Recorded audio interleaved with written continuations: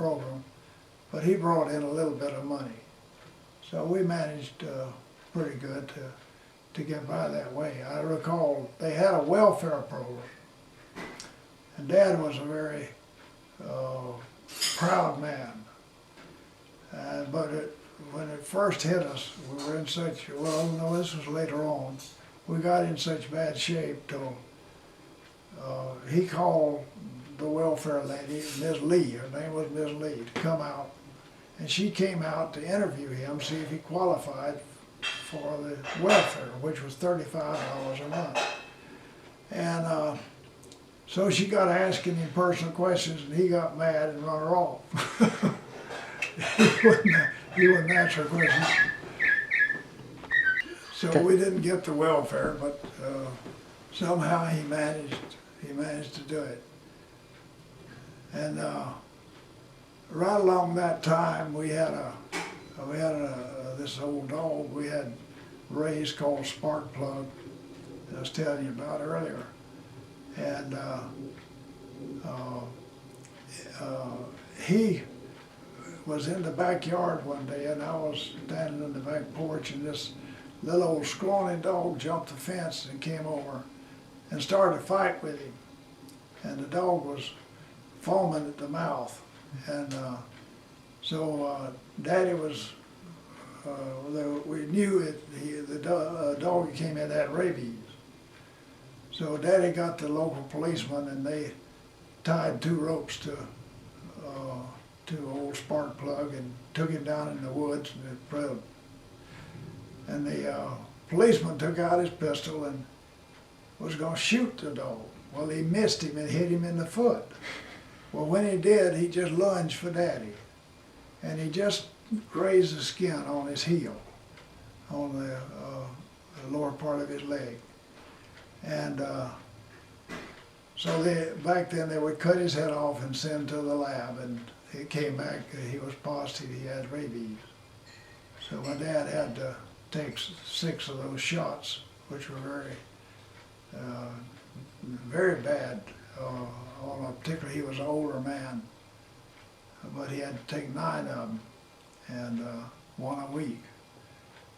So he did, but he never had any repercussions much from it. But we all cried when old Sparky went, because he was part of the family. Well, that's brings us up pretty well up to the war. I had gone to Washington, joined the FBI as a mail clerk, and worked up to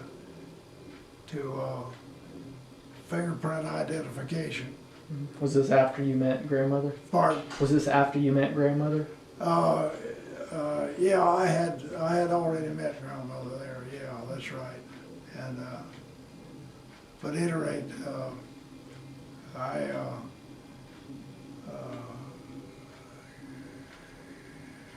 I can't remember just exactly the sequence of things, but at any rate, I stayed up there for about 4 months, and I volunteered for the Air Force. And I went to take my exam to see if I qualified for flying. And I knew I had bad eyes. I had 20/30 vision. You're supposed to have 20/20. And there's another fellow that you had to have your heart had to be perfect, but his heart was sort of out of rhythm or something. My heart was fine, his eyes were high.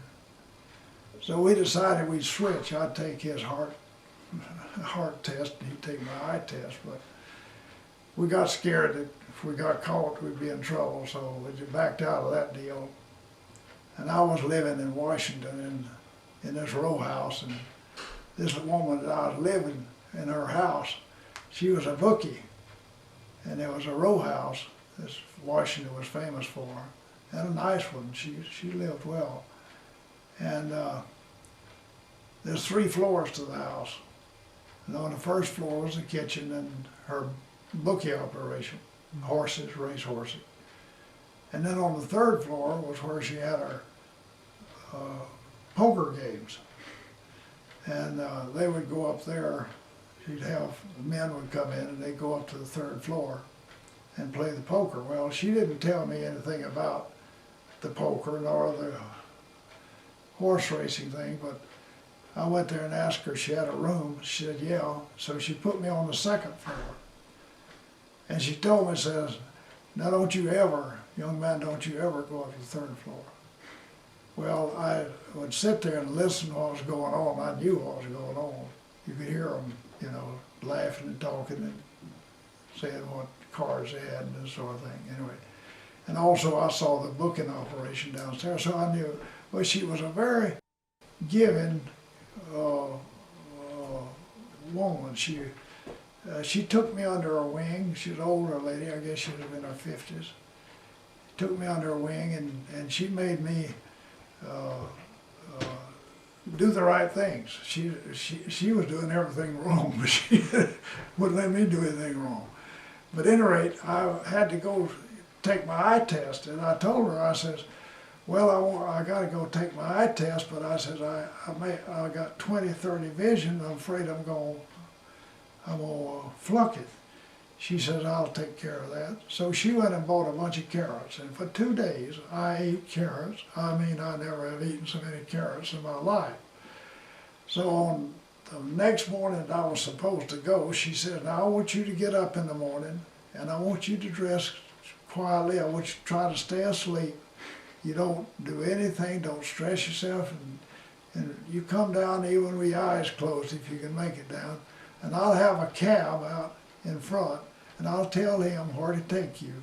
And you get in that cab, and you go down there, and you sit, and then you go in and take your eye test. Well, I did that, and by golly, I passed it. That's amazing. So that's how I got in the Air Force. And but I did have migraine headaches, and that was a 4F. Not a 4F, but that was a non-flying affliction. You couldn't even, they wouldn't even consider you if you had migraine headaches, because they're afraid you'd get one, and particularly if you were a pilot. And so they never asked me if I had migraine headaches, and I didn't tell them. And so they passed me, and I got in, was accepted, and passed all the tests, made it for pilot training. Went in for my physical. They'd give you a physical every so often. And this doctor asked me, first time, he says, do you have migraine headaches? I says, yeah. And he looked at me and said, you don't have migraine headaches. I said, well, yes, sir, I do. He said, no, you wouldn't be in the Air Force. You wouldn't be flying a plane if you didn't have it. If you had, no, you don't have it. So I said, okay, I don't have it. So he didn't put it down. And I went through the whole, every time I'd have a physical, you have them about every 6 months. The doctor would ask me the same thing, and it got right funny. This one doctor asked me, says, you got migraine headaches, it's not on your record. He said, how did you get this far? I said, the same way I'm gonna get when I leave you, you're not gonna put it on the record either. And he didn't. And so yeah, that's the way I got by that. But that's pretty much up till we got married. I don't know of any other, there's a lot of other things I can talk about. But I think that covers most of it. Okay. And I've enjoyed it a lot, and I hope that whoever listens to this gets something out of it and enjoys hearing about it. Because I love my family.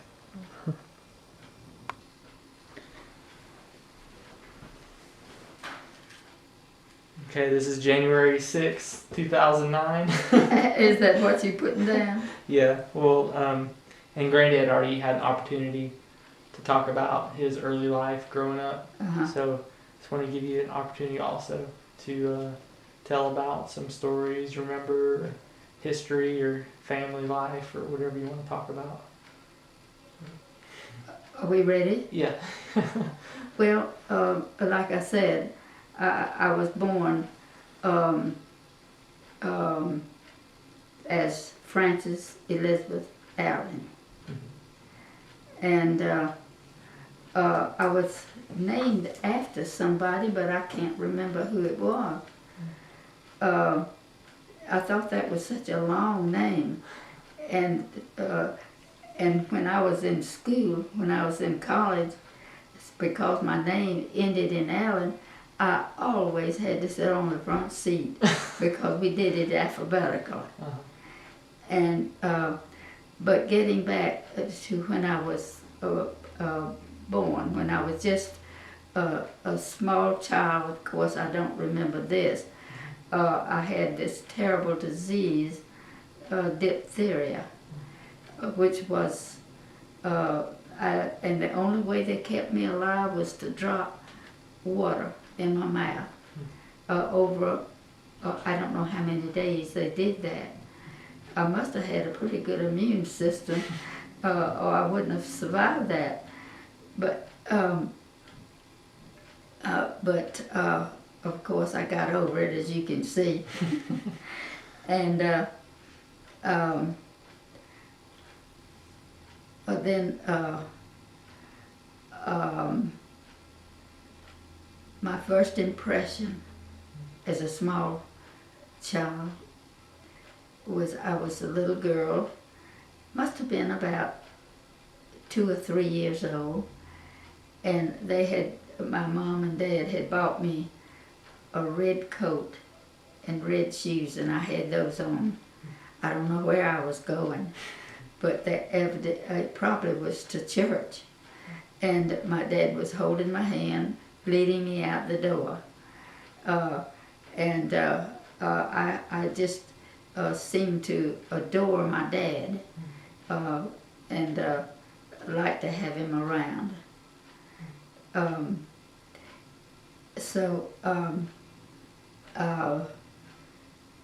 But when I was born and a small child, and also my mother had another child, and I was on the bed, and I crawled over to the side of the bed, fell off and broke my arm.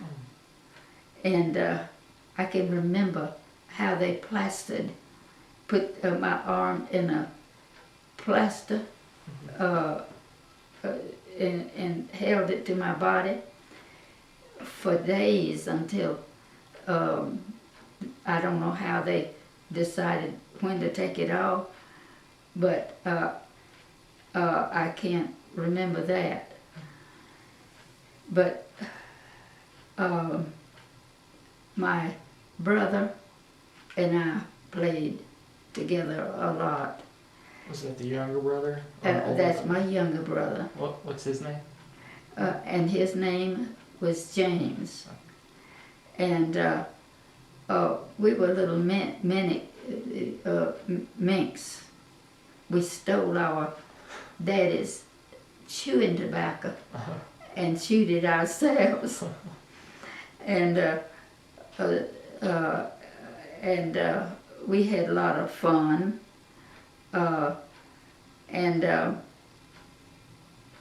As we grew up, there were my sister Vivian and I and James and Virginia, and Nell never participated in this.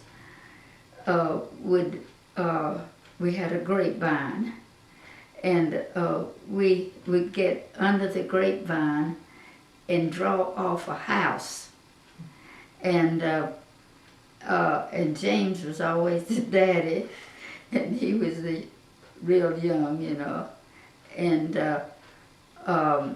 I think Vivian was the mother, and Virginia was she was the youngest, so we named her the baby.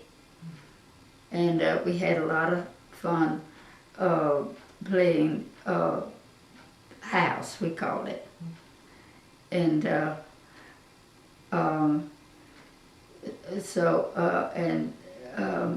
when the grapes came along, and they got ripe, I would sit up in that grapevine and eat grapes. Were just wonderful. They were such good grapes.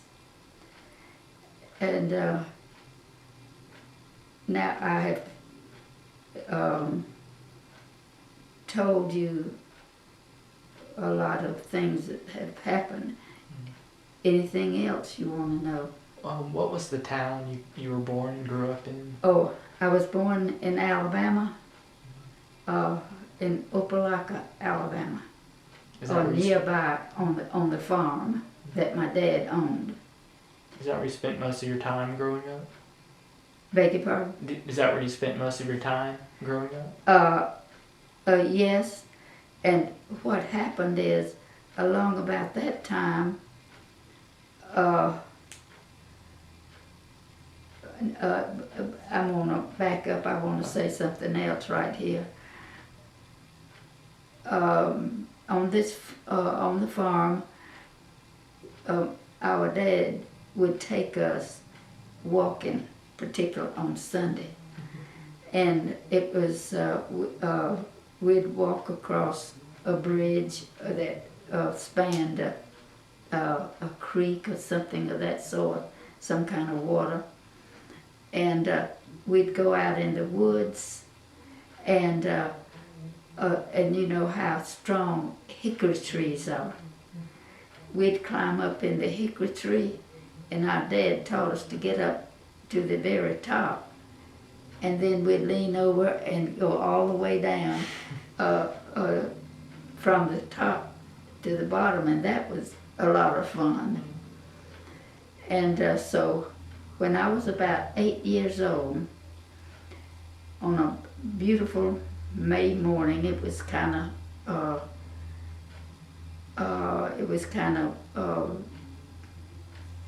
a lot of moisture, and it was in May, and I heard about, or my dad told us about Lindbergh crossing the ocean. And he actually did, and I looked up, you know, trying to see him, and of course he was going across the sea, and the name of his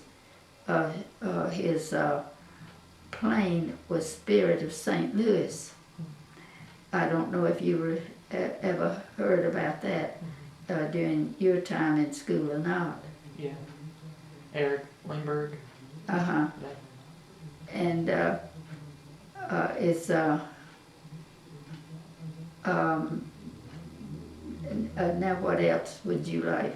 Did you say what day you were born and the year? I don't remember. Oh, I was born June the 1st, 1919. What was your dad's name? My dad's name was Leslie Jordan, and my mother's name was Elizabeth. That's who I was named after, I guess. But they called her Lizzie. Okay. What was her maiden name? Her maiden name was, she was Parker. Okay. And I had my mom, my grandmother, would need somebody to go and stay with her. And my mom always sent me, which was just fine with me. And I liked to go because we'd have apples to eat before we went to bed. And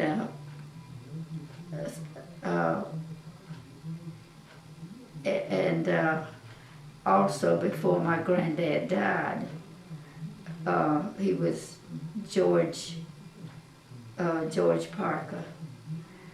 And my mom had a big,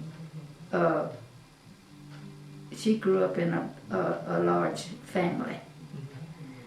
And she had a sister that she enjoyed visiting, and her name was Esther, and another sister that she that didn't live nearby, and her name was Mary Lois. But then she had John Henry Parker was a brother that lived at the place that my granddad and grandmother were living. And by then, of course, my mother had married and had moved away. And it was just left by Uncle John Parker and Cleon Parker and my grandmother.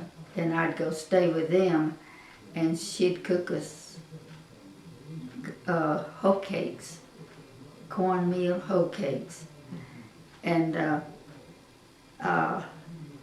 enjoyed going and visit with them. Where did they live?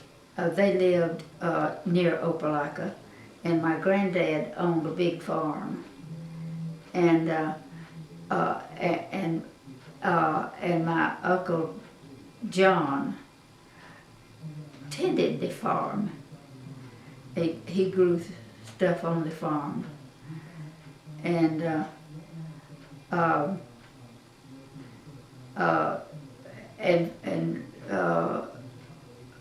he let's see, he would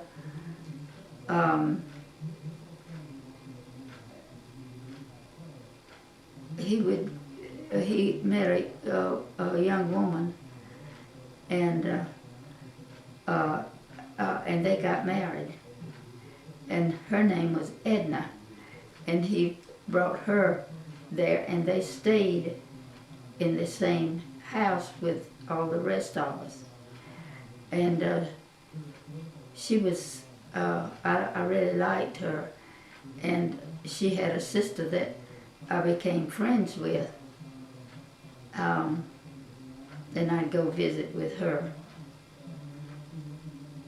And is there any other? Well, you mentioned some of your siblings, James and Virginia, and I don't remember who else you mentioned, but how many siblings did you have? It was 7 of us, and all girls except James and my 2 older brothers. Well, they soon left the nest, so to speak, and moved to Opelika as young men. And one worked at an ice place, facility that he froze water, of course, and made ice, and it was picked up by people, and they went around with the ice, selling ice, and that was the way they, at that time, that was the way they had making their refrigerators cold, was to buy that ice and put in the refrigerator. And that to me, when I look back on it, was not very sanitary. What about your schooling? Does anything stand out that you remember? Well, when I was, I'd say when I was in about the 5th or 6th grade,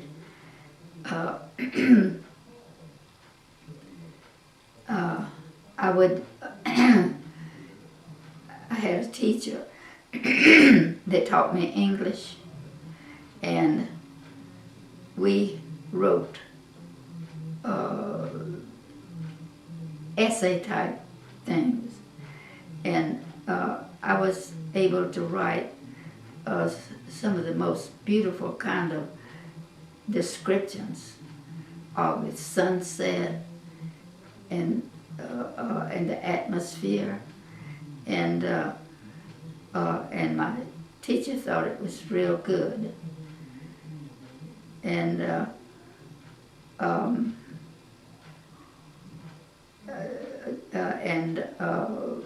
of course, as I grew up, and I was. Do you want me to go ahead and get into when I graduated from high school? Oh, sure. Up to the point where you met Granddad. Okay. Now, we lived out in the country, as I said, and there was a man and his wife who lived out near us, and I would go up and visit them, and I'd spend the night with them. And one thing I remember is they had feather beds, and I thought that was the most wonderful thing. And they had a son who was a teacher, and he was married to a lady, and she was the teacher. And they were teachers at a school in Phoenix City. And the name of the school was Central High School. And so he would, back then, they didn't have, well, as they do today too, didn't have classes during this summer. So he would come out, he and his wife, and visit with his mom and dad, and and then he wanted to stay busy, and so he began gathering students to teach him. And one of my friends that I went to school with was one that started, but she dropped out, and it was only me, and he taught me English, and I learned more English from him, and he became my mentor, and he helped me get started in school. I took chemistry from him, and then when I graduated from high school, is it getting... Oh, you're okay. It's almost time up. No, you have like 15 minutes. Okay. And when I graduated from high school, I had a wonderful time. I was going with a young guy, which I didn't care a whole lot about, except he was able to provide the car and to take us places. And for our trip, this is our senior trip, and this is so foreign to what's happening today.